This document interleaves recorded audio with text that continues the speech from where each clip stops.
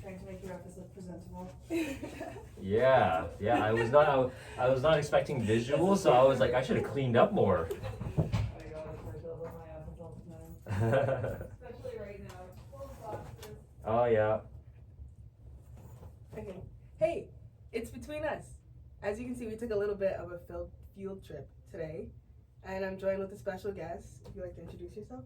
My name is Benjamin Cheung. I'm a lecturer in the Department of Psychology at UBC and also a lecturer in the Asian Canadian Asian Migration Program and also affiliated faculty with the Hong Kong Studies Initiative too. Nice. The first question I always ask guests is like, do you practice self-care? I don't know if I practice what I preach. I tell my students to practice self-care all the time. You do a lot, guess, yeah. I guess my self-care is I game when I can find time to.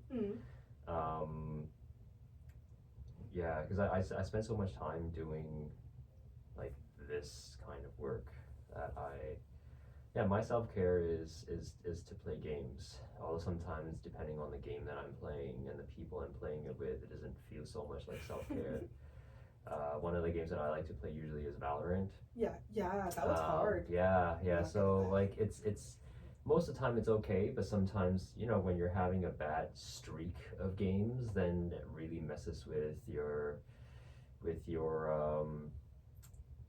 one, it messes with your mood immensely, because then you just feel like you're terrible all the time, and then when you have teammates who are just on you for being terrible, it wrecks the experience. So I don't know if it's self-care so much, but the playing of the game I enjoy. Sometimes sort of the peripheral aspects of the game might not be so enjoyable, but the core of it, like I continue playing it because it's enjoyable. So in that sense, yeah, that's my self-care, I guess.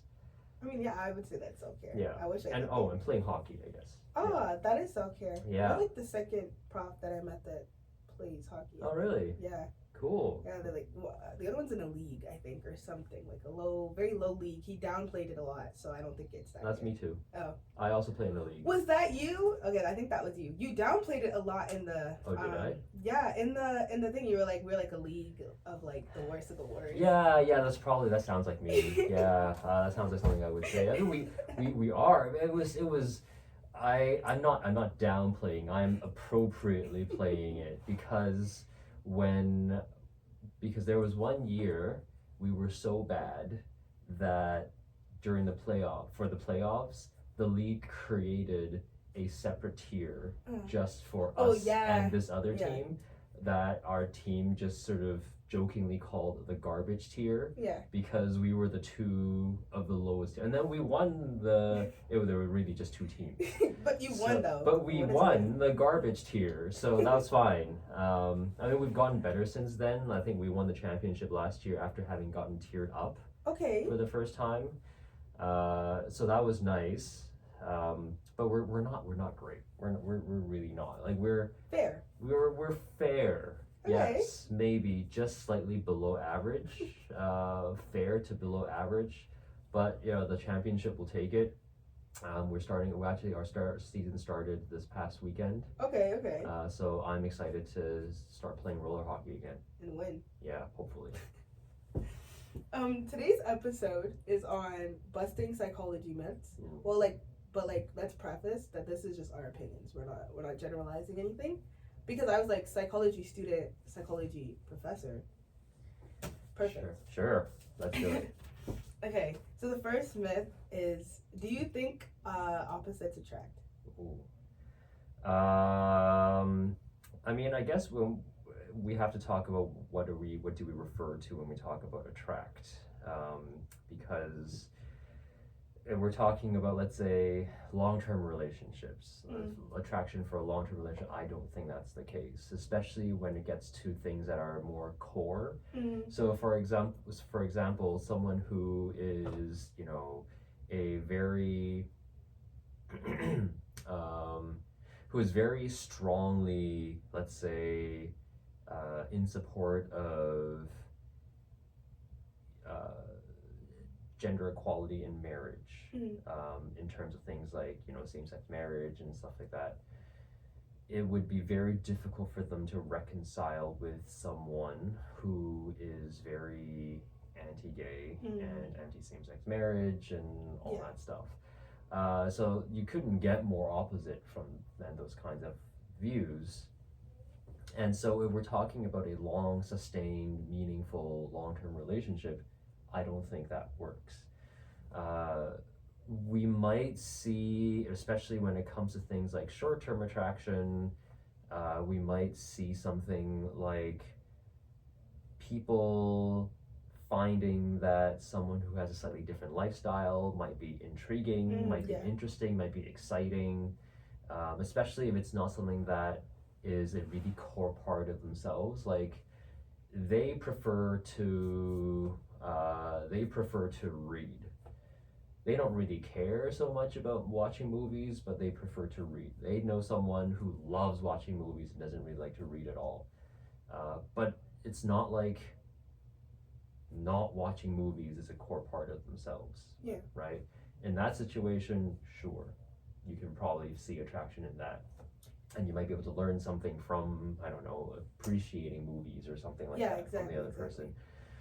But it's mostly because it's not a core part of you. Yeah, it's like just a sub factor. Yeah. Yeah, I like to think like it's like a Venn diagram. Like you're a circle, the other person's a circle. Like they're allowed to be different color circles, but there has to be like a middle ground. Sure. And if it's the big things have to be in the middle ground. Yeah. Like I find that it's like. Yeah, again, like say like he's a skater and she's like a pop star or something. It's just the aesthetics don't fit, you know? But I think like they still have to agree on like very core values, like how they carry themselves through the world. There are big things that people have to, if we're talking about a long-term, stable, meaningful relationship, there are a lot of really big factors that they have to agree on. They have to be very similar on in terms of things like financial outlook. You know, as a partnership, you need to agree on how to take care of your finances. Especially if one is adamantly really risk averse and the other one is adamantly just all into risky portfolios, that doesn't work, because I mean it might happen to work for a subset of people just because those risky portfolios happen to pay off. Sometimes, but they're risky because most of the time they don't pay off. That's why they're risky. Exactly. And that puts the person who is really risk averse in a very difficult situation. And we see this finances really kill a lot of long-term relationships, because they don't see eye to eye in terms of like where to put their money and how to deal with their money. So yeah, I think when it comes to big things, when it comes to really consequential things, when it comes to really core values, there's no opposites attract. Yeah. If anything, they're just going to repel each other. Yeah, I think like-mindedness needs to. I just think it prevails. I agree. The next one's personality tests. we touched on this last time, and even in lectures, you were like very passionate. Personally, I used to really be into the MBTIs. Like I used to take them, and I used to be like, yeah, that's me. Yeah. I'm an INFP. Like, and I'd always read myself into it. But then I took, Simon. Yep. His 101, I think. Yep. No, 102. Yeah. And then he made me think, and then I was like, yeah, none of this makes sense. Yeah, that's not me at all. Yeah, I mean, a part of it frustrates a lot of personality psychologists because we don't think, I shouldn't say we because I'm technically not a personality psychologist, but psychologists don't tend to want people to bin themselves into specific categories, right? And that's why any personality test that psychologists issue is never about binning or categorizing. It's always about letting you see where you fall on the spectrum. Yeah. And I think part of the issue is that sometimes people have issues interpreting spectra, and so people might go, well, what does it mean to have this score on this particular dimension? Right? So one of the more key, more frequently used personality psychology model is the big five, right? You Yeah. have openness to experience, you have conscientiousness, extroversion, agreeableness, and neuroticism. And you know, when people take a personality measure, like the NEO-PIR, and they get a score, they don't know how to interpret that kind of score. And so they just see themselves in terms of, oh, that means I'm extroverted, or that means I'm very open to experience. But everything comes down to particular degrees, right?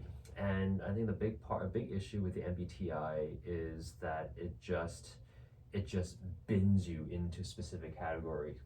And one of the issues that we deal with is this thing called the labeling effect, where when people give themselves a label, they live up to that label because that's just what they think they are. And so even if someone might be, let's say, on the cusp of, I don't know, I and E, then and they get that label, they just go, oh, that's me, and they'll just remember all these times when they had experiences that confirm that they are an I, and then they'll start acting in a way that is in accordance with whatever that categorization is. The issue is that because there really is no variability in that kind of scale, it ends up not having a lot of predictive validity. So when we talk about scales, when we talk about psychological measurements, we often emphasize the need for there to be sensitivity, right? For there to be a distribution. Without that distribution, it's hard to actually use that score to predict anything. Yeah, exactly. Because otherwise we can't say someone who's high on this will do this, and someone who's lower on this will do that other thing, and then here's how everyone in the middle falls in terms of what kind of things they're more likely to do. With MBTIs, you don't have that kind of variability. You don't have that kind of distribution, and so it's really not feasible for us to assess, you know, the kind of predictive validity that we would be able to see with actually validated measures of personality, like the Hexaco or like the NEO-PIR. Exactly. That's why I was like, I really like the oceans one because it comes in percentages. Yep. But like, I recently did it and my scores are 1,000% different than what they were last year. But it's like, obviously I'm a different person than I was last year for sure. But it's like the scores are so much more different. Like I got 100% on openness. Yeah. That's insane. Yeah. I never met anybody who gets over like an 86 and something. So I was like, and then I took it again and got the same score. Yeah. So it's like. Yeah, so I mean, with these kinds of especially at this particular age, there's a lot of changes happening with your personality structures at this time, right? Because this is the time when people are exploring things, or this is when people are learning about new experiences and trying new experiences. And so, you know, we'd like to see some level of change in terms of people's personalities. It's usually later on in life when personality structures become much more stabilized. So it's not surprising that you are experiencing a certain level of change. It's certainly striking how much change you're seeing in your personality score. But if we are to see a personality change in someone's responses at any point in their lives, this would be the time. Yeah, that makes sense. That makes a lot of sense. Yeah. The next one's actually my favorite. Lie detector tests. Oh, okay. I am like so sure that I can beat a lie detector test. Sure. Like all I think that you have to do is convince yourself that the lie is true. Okay. And so let's say if I was to recount a memory a couple of times and tweak the story, I can really cause myself to forget the original memory. Okay. And then I'll believe that the story that I have, it's got to be true because it's the only one I have memory of. Okay. Then my lying receptors won't go off. You know? So then I'd be able to beat the lie detector test. Okay, potentially. I don't know about that strategy. I've never heard that before. But lie detectors are not admissible in a lot of courtrooms for a reason. Yeah. They're not actually lie detectors. So I can speak to this because part of my training early on was in one of the last remaining forensic psychology labs we had at UBC. Okay. And one of the people that we worked with was an expert in lie deception detection. And we actually went through, like the entire lab actually went through a whole workshop on deception detection. And basically the mantra was that there is no such thing as a Pinocchio response. Like humans do not give off Pinocchio responses of deception. Yeah. We just don't. A lot of the things that polygraph, basically that's what lie detectors are. A lot of the things that polygraph machines assess are effectively signals of acute stress, right? So we're talking about things like increased heart rate, respiratory rate, galvanic skin response, and all of these things are acute stress responses. Yeah. And so what we're saying, and so what happens is someone could express those things because they're lying. Yeah. Someone can also express those things because they recognize that that is a key answer that the investigators are looking for. And so you get acutely stressed about the kinds of responses that you're providing. And so whatever the responses that you give, or whatever the responses that they receive, it might not be indicative of someone being deceptive. So what we ended up doing was, okay, let me take a step back. There are so many cues that people think of when it comes to things like whether or not something is indicative of deception. Yeah. Polygraph is one of those lie detectors. And then people also used to go, oh, if you like look down and to the right or something, then that's supposed to indicate deception. If you look to the left, then it's memory, or whichever is the one, I don't know. That is not a thing. Yeah, because you can just teach your brain to associate it with something different, no? You can also just, eye movements are very much a controlled process. You can control yourself to look in any direction anyway. Like you would stare. And then there's also this idea that, if you spontaneously correct yourself mid recounting of a memory, then that means that you are lying. So we know that that's also not true. And in fact, if anything, that's actually an indicator of credibility, because memory is a reconstructive process. And people, when they're reconstructing their memory, sometimes as they're revisiting it, they'll realize, oh shoot, I remember something wrong. That's a very common practice.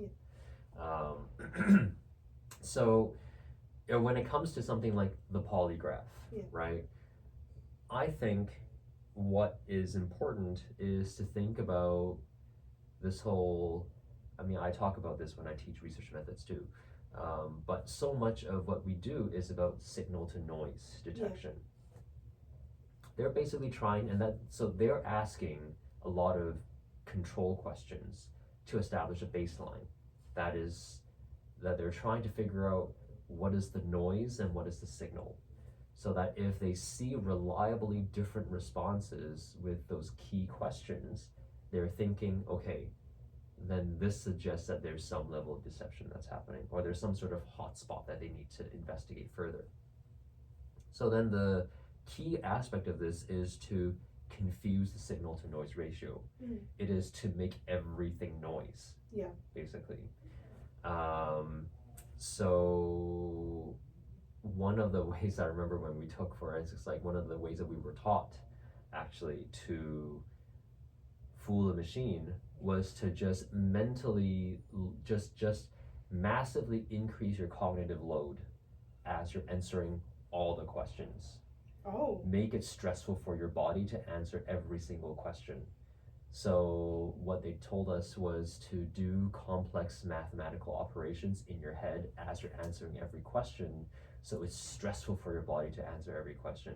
So for example, even if they're asking you what your name is, you're trying to answer your name while you're counting backwards from 9,999 by units of 7 or something like that, and just continue doing that so that it is mentally taxing and stressful for you to do all of that while answering even simple questions. Yeah, when you were talking, I was like, that means that I could definitely just make myself fail the entire thing by just stressing myself out. But I wasn't thinking math questions because I don't know. I feel like that one is stressing me out. I feel like what would stress me out is like thinking about, when you're supposed to have done something but you haven't done it, just like continuously think about that, and then it's like stressing yourself out. It's like, bro, what do I do? Like, you're talking about something like, I don't know if you experienced this. Oftentimes, I'm in a supermarket. I know I haven't stolen anything. I know I've taken nothing. I know I've paid for everything. Yeah. But I get so stressed out as I'm walking out the door, expecting the thing to ring. Yeah. And then just feeling the sheer horror of people looking at me. As you're not stealing. As me not stealing, yeah. But that's only because it's happened before. Like, especially the shoppers over there. Oh, yeah. You walk out, you didn't steal. Yeah. And it's like, beep, beep, and there's like, oh, just go. Yeah. So it's like, this is so embarrassing because now it's like the implication that Yeah. So like, that's what really, I think that just stressed me out just now. I think I would have failed the lie detector test. Yeah, so I think you just have to keep that kind of memory fresh and constant through. I think the difficult thing is to keep that up. Yeah. For the entire duration of the test, right? In your head. I think that might cause an immediate distress, but it's hard to keep that up for the entire, let's say, hour and a half, or however long those things take. Which is why the mathematical operations one, you can continue doing that for as long as you want to, or as long as you need to, and continue to just mentally load up. Right, yeah. The next one? Yeah, tips and tricks for how to beat a lie detector test. We're not saying We're not saying you should. I'm just saying these are things that we were taught. Yeah, think about it. I feel like anything's possible. Yeah. The next one is the ESP, the extra sensory perception. Okay. Can I teach myself magical powers? Because I mean, as a child, we all have that thought that we can just have the force, like they have in Star Wars. Yeah. But like for me, when I was a child, have you watched Carrie? Yes. Yeah. Okay. When I was a child and Carrie had those powers, I was like, I convinced myself that I could do it. Like if I wanted to pick it up, like it would just come one day. Telekinesis. Yeah. So can I teach myself magical powers? Yeah. No. No, it makes no sense. Okay. So, all right. I'll say this again. This is going back to what I teach in my psychology class. It's all about parsimony, right? Parsimony being that. It's also referred to as Occam's razor. The simplest explanation is oftentimes the correct one, right? It doesn't mean that the simplest one is always the correct one, but if you're pitting a simplest explanation versus a convoluted explanation, then the simpler one is usually the one that makes the most sense, as they are able to account for the same amount of data. And so when it comes to something like telekinesis, or something like that, in order for telekinesis to be true, what that means is it requires us to completely rethink everything we know about physics, about biology, about chemistry, about psychology. And I'm not saying that questioning everything that we know is wrong. I'm saying that it would require, it is such an extraordinary claim that it would require such an extraordinary amount and type of evidence that does not yet exist. And I know that especially in the 1970s and 1980s maybe, there was this slew of people that would claim that they have all these magical powers. Maybe not exactly ESP, but people who claim that they're able to move things just by sheer will, at a distance as well. And so there was this guy called the Amazing Randy, and I really love that guy. I don't know if he's still alive. I think he might not be. I'm not sure. The Amazing Randy. He was this known skeptic And what he would do is he would meet with these people, and he would devise a scientifically sound study that they all agree on, and have, in different circumstances, have independent observers as well to test whether or not they actually have these magical powers. Right, so for example, this guy claims that he's able to he claims that he practiced like some sort of martial arts, I don't know. There's a lot of Orientalism that I think was happening in that kind of account anyway. So he says that basically he does a bunch of moves and then he extends his hands and then pages of a book will start moving, and that's his claim, right? So he demonstrates this a few times, and you're going, okay, that's actually pretty cool. So, but there's like so he's going like this. So I mean, it's not like that. Okay. Because look, I just made the tissue. That's what I was gonna say. It's like no, it's not like that. Like a... But he'll just like he'll do a bunch of moves and then he'll just go. Oh, okay. Yeah. Okay. And then the pages move and then you go, oh, that's kind of impressive. So Randy. Decided that he was worried about the dude having done enough breathing exercises to be able to breathe out efficiently without a lot of outward signs of him exhaling. And so he put a plexiglass box over the book, and suddenly it couldn't. No longer able to move the pages. Dude, that's So that's the kind of stuff that Randy did all the time. And Randy actually had this like $1 million prize, which unfortunately can't even buy you a home in Vancouver anymore. But he had this $1 million prize. Wait, you can't buy a house for $1 million? In Vancouver? No. Wow. No. Oh, that's a different story. Go? No, the duplexes, even not even a single detached home, a duplex, which is like half of a home, half of a detached home. Duplexes go for what, like 1.3 mil? Yeah, no, I'm not gonna look. Yeah. I'm just gonna go. No, I think I've been seeing single detached homes going for like several $1 million. Yeah, they're expensive. Vancouver housing market is just absolute bonkers. That's crazy. Yeah, but anyway, so Randy had this $1 million prize. Yeah.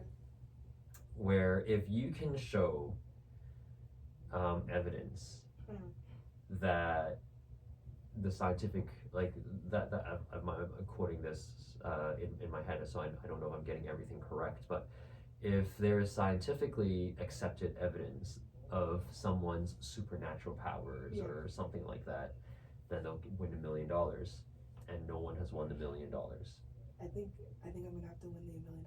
All right, you give it a try. Yeah. That's so crazy. But like I was thinking, because like like Alvin and the Chipmunks and stuff, like those things, there's just no logical answer, and their existence would throw the world like through a loop. Like if we were just to see 3 chipmunks just start singing, that would like really. Yeah, I mean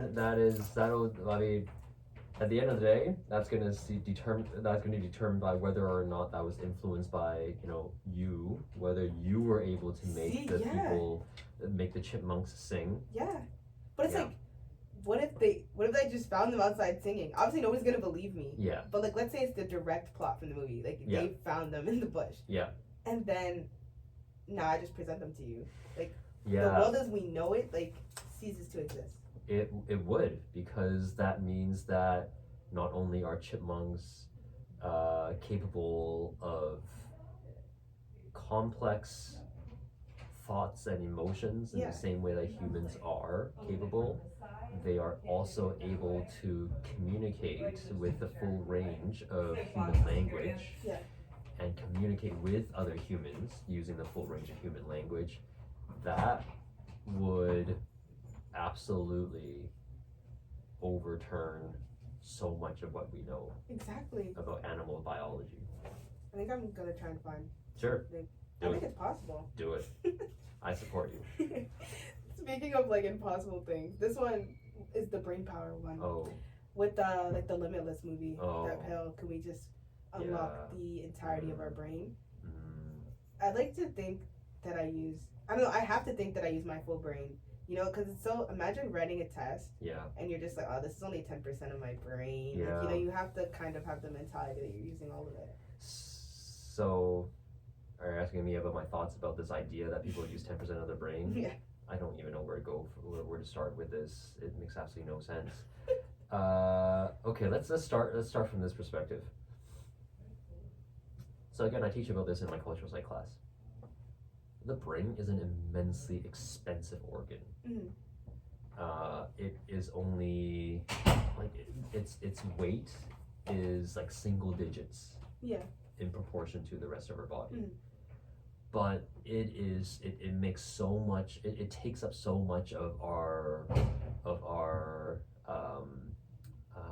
basal metabolic energy.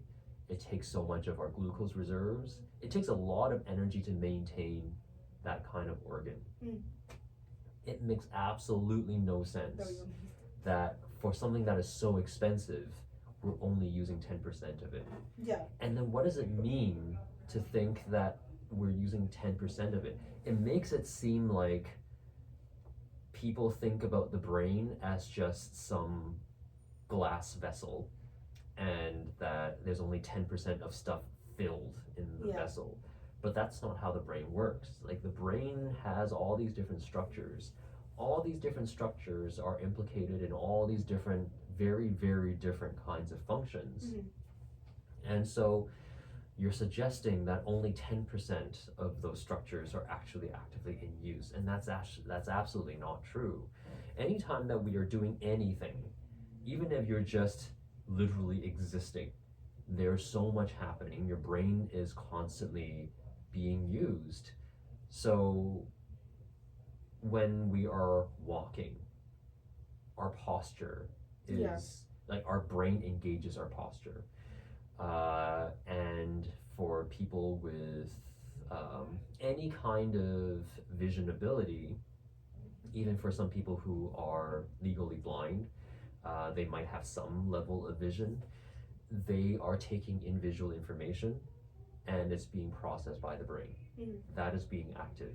They're hearing things to the extent that they're able to hear. And they're, the hairs on their body are sensing different kinds of feelings and sensations and, pressure receptors. Our body has all these different kinds of receptors, like proprioceptors that are helping us to sense the pressure and balance in our bodies. That's how we walk. That's how we skip. That's how we take steps. All of those things implicate different parts of the brain. And then as most people do, their mind wanders as they're walking. That is engaging different areas of the brain as well. And if you're talking to someone, things that people will say will also trigger certain memories in your head as well. And that's also activating certain areas of your brain. Your brain is constantly working. Yeah. And that's why it's such an expensive piece of machinery. It's constantly doing things. It makes the idea that there's 10% of the brain that is being used makes absolutely no sense. And also, I don't know how much of this is potentially being perpetuated by people's misunderstanding of, let's say, brain scans. Because I think sometimes when people read brain scans, it gives the impression that only certain areas of the brain are active. Yeah. Right? Because when you look at a brain scan, oftentimes what you see is everything is white or gray, and then you have specific areas that are quote unquote lit up, right? That are red or yellow or whatever. But that's not what it actually means. It doesn't mean that the rest of the brain is just sitting limp and dead, and then specific areas are active. What it actually means is the a lot of these brain scans, it's all about blood oxygen differential levels, right? So what they do is they take a look at the oxygen levels within a specific area. They're not looking at the entire brain. Yeah. They target specific areas to look at. So they look at for every voxel, which is like specific units of visual imagery in a brain scan. For these voxels, how much blood oxygen was there before the task, how much blood oxygen is there during a task, and that is an indicator of how active an area is. Because exactly. Because if an area is implicated in a particular task, that means it's using up more energy to complete that task, which would suggest a greater difference in blood oxygen levels during versus pre-task. And so when people see those kinds of scans, it might give the impression that the rest of the brain is just dead or just dormant, and it's only those areas that are active, but that is absolutely not what the case is. The next one is, I thought of this on the walk over here. Is it possible to be able to psychoanalyze yourself accurately?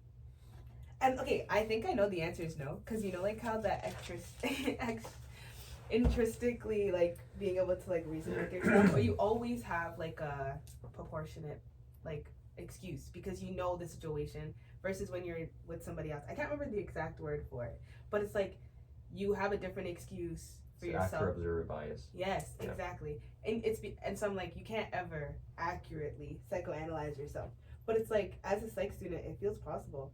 It really feels like I have the skills or like the knowledge.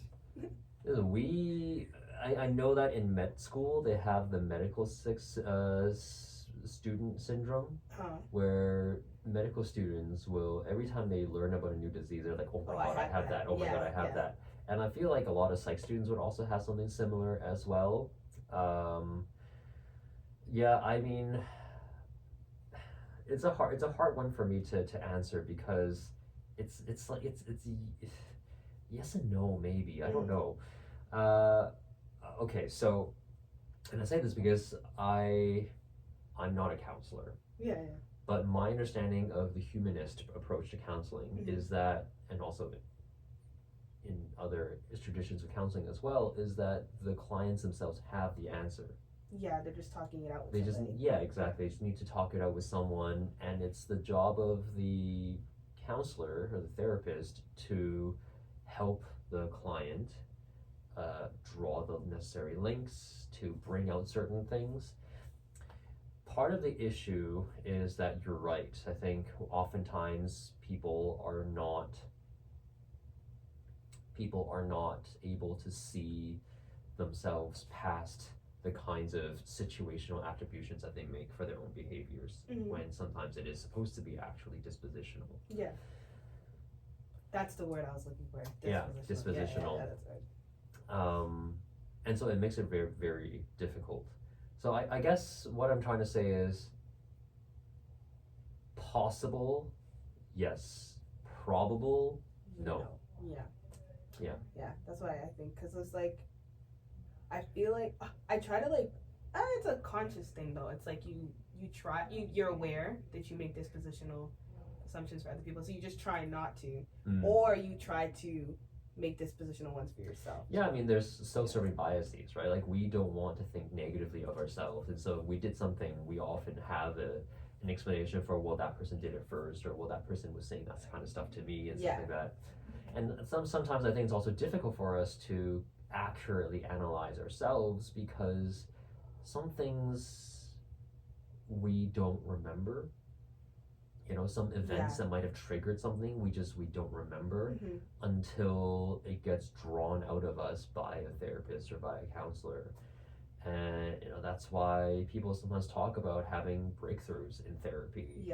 Or having had a really, really good therapy session. That's oftentimes because the therapist was able to draw out something, was able to help the client draw a link that they hadn't thought of before, and it makes a lot of things make sense. So, again, possible, yes. Probable, no. Okay, this one is like an agree/disagree game, like rapid fire. Okay, it's like an ending segment. This one, the first one, psychologists can read minds. No. Wish we could.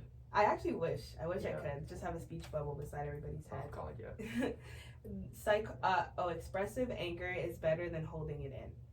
Oh.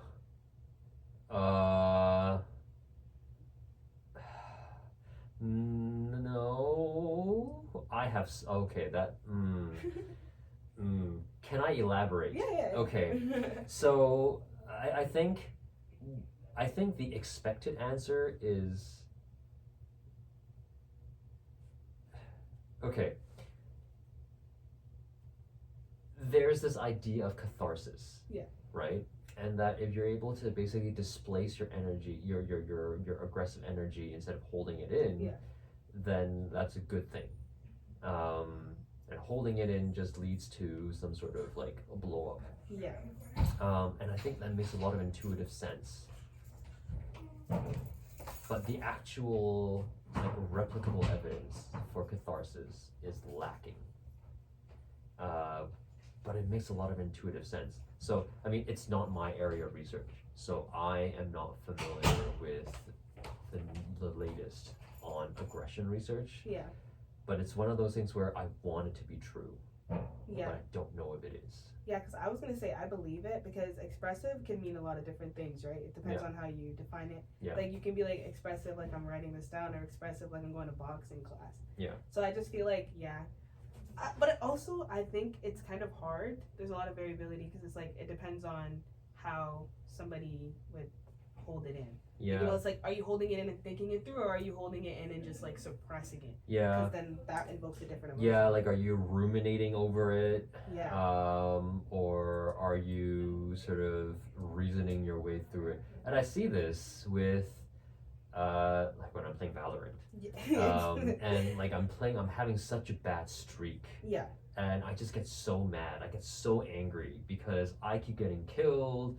The moment I peak, I'm dead. And I'm just thinking like, why do I even play this game? Why do I even play with other people? Why can't it be a person versus environment kind of game? Why can't I just play against bots? But then you would just get mad at the bot. Yeah, I know. But then, the thing is, then you just sort of work your way through the frustration. You work your way through the anger. And so even if I'm not like throwing anything, even if I'm not punching anything, I'm talking myself down from it. That's okay. Yeah. And then you have other people who are expressing it by externalizing it. Mm-hmm. So I remember I recently had someone who was very frustrating on our team who was really mad at the team. Yeah. And just called everyone bots and NPCs. And was just basically trash talking their own team. Yeah. Their entire team, and mocking them and making fun of them and stuff. Like that, I feel like that is them displacing their anger through an expressed method. Yeah. But it just feels so much more harmful to your social environment. I don't know what that does to them. I don't know how that affects their anger, but didn't make the rest of us feel great. Yeah, I mean, like that's pretty fucked up. I'd be mad. I think I would start to throw the game. I definitely threw. Okay, because I would have threw the game. Yeah. No. I remember the person was like, "Oh my God, Silva, use your dart," and so I just shot into the wall. Exactly. Use my dart. Yeah, use my dart. Use my dart. The next one is STFU. the best way to change somebody's behavior is by giving them a large reward to do so. No. Not large rewards. Small rewards. Small rewards, like the foot in the door. Like, what Yeah. is it? Yeah, okay. Yeah, small rewards. Is that manipulative though? Yes. Oh, okay. I've been using a lot of stuff that I learn in class in my everyday life, but it's like not in a negative way, but sometimes like foot in the door technique. Yeah, I have used it to get my way. So that is one of the many tools of persuasion. Yeah. So you don't want it to be. So you don't want it to be big in incentives, because big incentives are not effective for having sustained compliance for a particular behavior. like the classic studies would be on cognitive dissonance, where people were more likely to do something and to claim that they enjoy doing something by being given smaller rewards because they weren't able to rationalize it by thinking that they only did it for the reward because it was so small.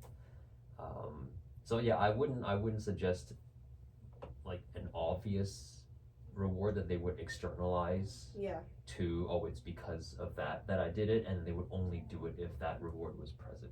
Yeah, because I seen this thing where it's like how to get like a guy or a girl to like you. It's like ask them for a small favor and then give them like a small reward of like saying thank you with their name or something. Yeah. You know, and then like I don't know, and then like compliment. I don't know, like throw something their way so it's like, oh my god, like yeah, like I like that feeling of like you're affirming my like that I'm a good person, that I deserve to thank you. Right? So I have very I have very mixed feelings about using this kind of stuff for dating.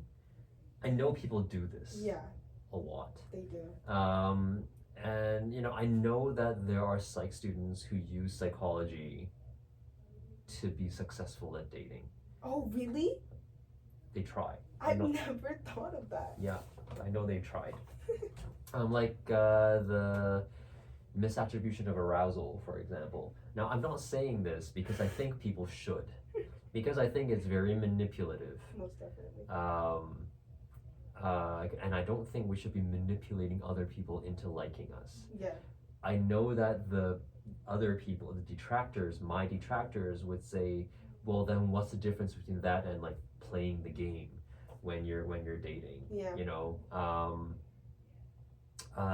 But I mean, there's a difference between not like when I say to play the game, I mean things like don't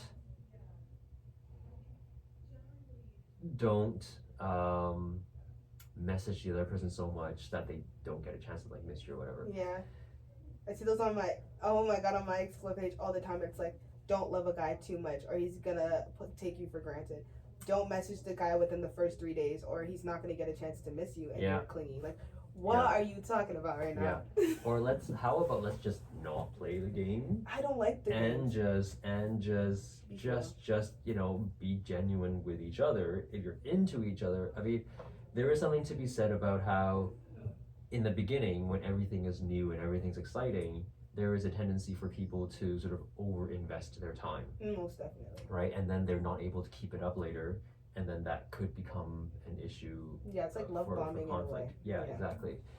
And then, but that's more of just a learning process of learning how to. It's almost like learning how to be mature about being in a relationship. Yeah. Right. And I think the motivation there is very different, because it's trying to do what you can to maintain a relationship in a sustained long-term manner. Mm-hmm. Whereas this is just to manipulate someone into liking you, which I don't think is the best thing for people to do. But like the misattribution of arousal is this idea that when people experience arousal, like physiological arousal, they might not always have the ability to attach that arousal to a particular cause. Yeah. And so they might misattribute that arousal to a different cause. Yeah. So for example, if you take a date to watch an exciting movie, like a thriller, or like a fast-paced action movie. So I guess your adrenaline pumped. It gets their physiological arousal up. Then they might attribute that not to the movie, but to the date, to you. I mean, they could attribute that to all of it. Yeah. And it creates an enjoyable experience that they attribute to you. Yeah. And I know that people have tried doing that. Oh, that sounds definitely like something I've heard my friends do. Maybe not even like consciously either. Like, yeah. That kind of goes to the next one, is playing hard to get is a good way to pique interest.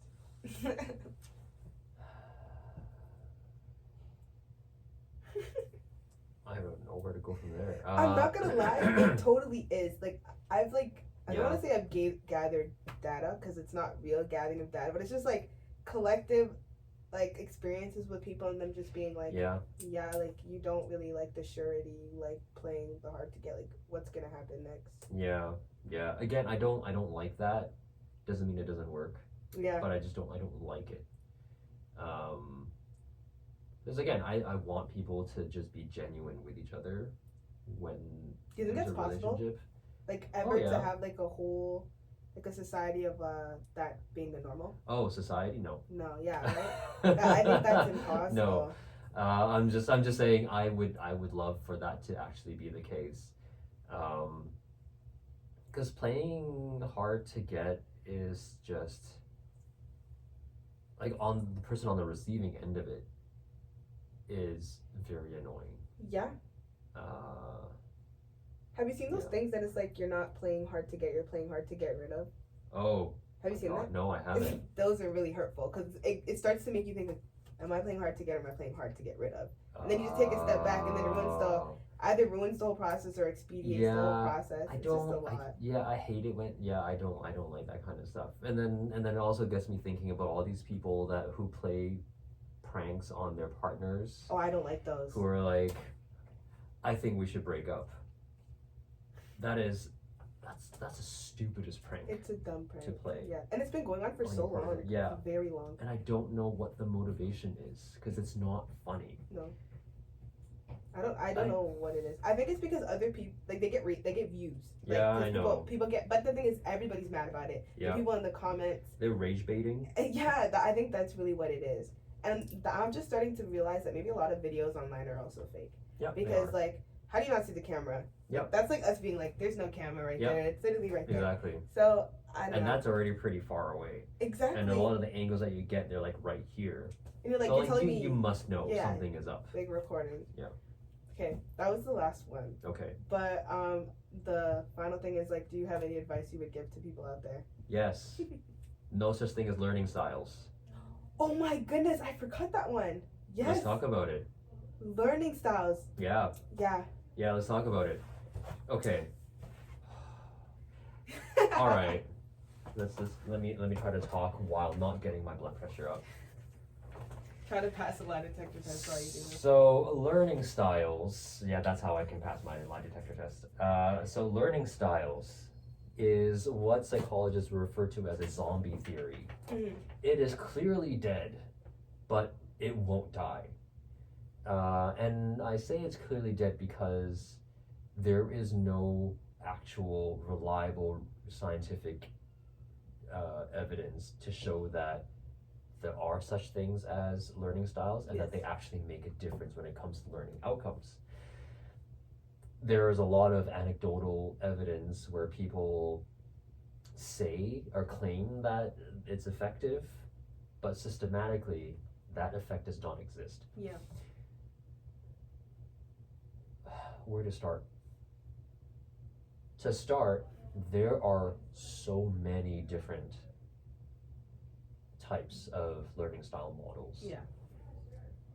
Many of them don't overlap with each other, which you immediately think of as a problem, because if they're addressing something real with all these different theories, there really should be a lot of overlaps.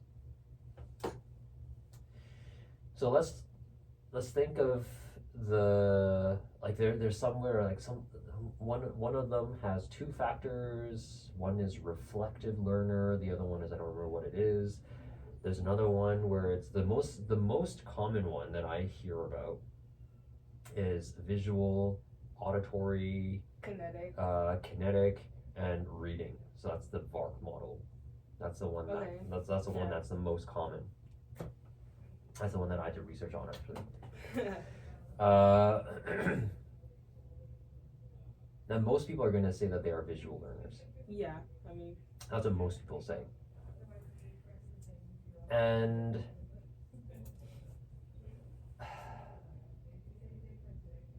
I'll say this. There's been a lot of large-scale reviews about learning styles across a lot of studies, across multiple countries, that don't show anything. Exactly. So what I mean by that is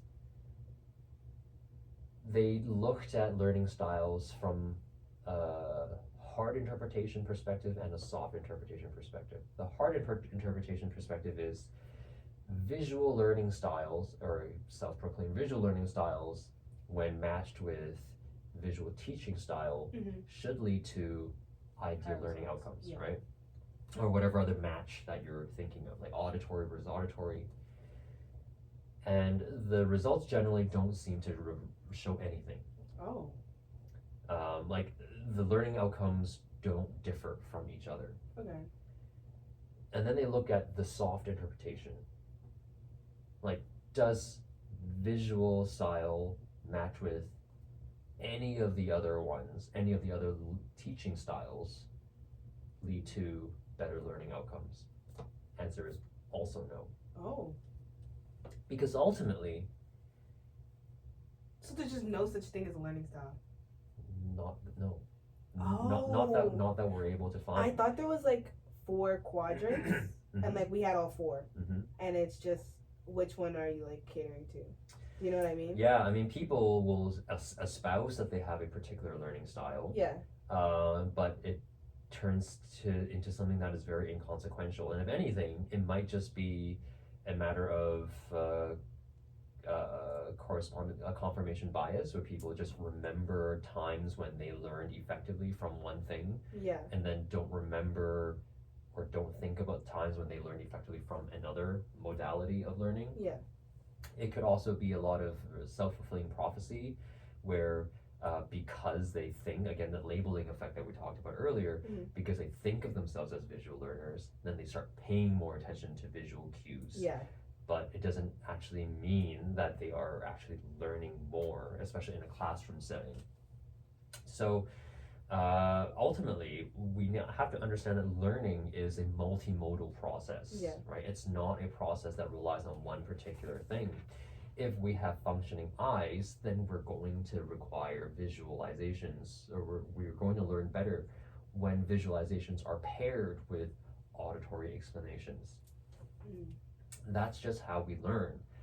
And also it also comes down to what are the things that we're trying to learn as well, right? If we're trying to learn how to dance, I think we had this conversation before. If you're trying to learn how to dance, you can visually try to learn it, especially if, let's say, you're very advanced, right? If you're advanced, then you look at the dance and then you're able to break it down and parse it into its component steps. Then you're able to just pick it up. But that doesn't mean you're a visual learner. It just means that you're experienced and that you have sort of a more adapted cognitive structure for how to learn how to dance. But for most people, when they're learning how to dance, they're going to need kinesthetic practice. Like, they need to actually just be hands-on and do it in order for your body to sort of build the memory for those movements. If you're trying to if you're trying to learn, let's say, chemistry, you're going to need to look at diagrams of orbitals, like those SPDF orbitals, to really have a good sense of what's happening with the electrons, what's happening with the subatomic particles. That's why when you're learning chemistry, they make sure that they show you the Lewis diagrams first, and walk you through everything. It's like you need to see it to be able to conceptualize it first. Exactly. So there's no such thing as like you are a visual learner. All you need to do is to look at pictures, because even if you're looking at pictures, you still need the auditory part, or that you're still reading. It is, especially for a novice, it is not possible for people to just read a new thing and go, oh yes, I understand that completely. That's just not how it works. Learning is a multimodality process, and I think the MBTI as well as learning styles are 2 of the most successfully marketed zombie theories that just won't go away. To the point where a lot of teachers and a lot of principals and a lot of school superintendents buy into this idea that learning styles are a thing, get their students to take these learning style tests when they're in elementary school, and that self-confirmation bias, that confirmation bias, that self-fulfilling prophecy starts really early on. Yeah. And so you get elementary school students start thinking that, oh, I'm a visual learner. So like start already attuning to the exactly stuff. Yeah. Exactly. And I think that is so harmful because it is detrimental to their learning when they only focus on one thing and they feel like they can only learn if they have that one specific type of teaching material that is catered to them. Would this be developmental psych? Probably. Because I'm thinking, like, if they were to conduct new studies right now and then do like the analysis, they might be able to change the narrative. I think start. Yeah, maybe. But it's like already painted. It's really painted out there. So yeah, I know. I have to address this every time I teach research methods. Actually, yeah, you did talk about that. Yeah, that's how I thought about it. Because learning styles, MBTIs. Yeah, I heard all about that, and I just bought into it. Yeah, and especially when these things are ingrained so early on. And I don't know why teachers buy into this so much. I think there's a certain kind of intuitive component to it, just like the MBTI has a certain level of intuitive feel to it. It just feels like, yeah, this must be true. Yeah. But if it is true, we can't seem to find the evidence for it. And I think there's been some really good studies out there that already look into this. You know, some people have argued that neurodiversity might play a role in this, and the people with certain neurodiverse conditions might require particular types of learning styles. That I can't speak to. It's just, all I can say is at the moment there is no such evidence for that. I would be convinced if people found evidence for it, like that is empirically sound evidence for these claims. They have yet to exist. You heard it here. Learning styles, not real. MBTIs, not for you. Yeah. Anyways, thank you for listening today. I hope you guys learned something because I learned a lot. Peace. Thank you.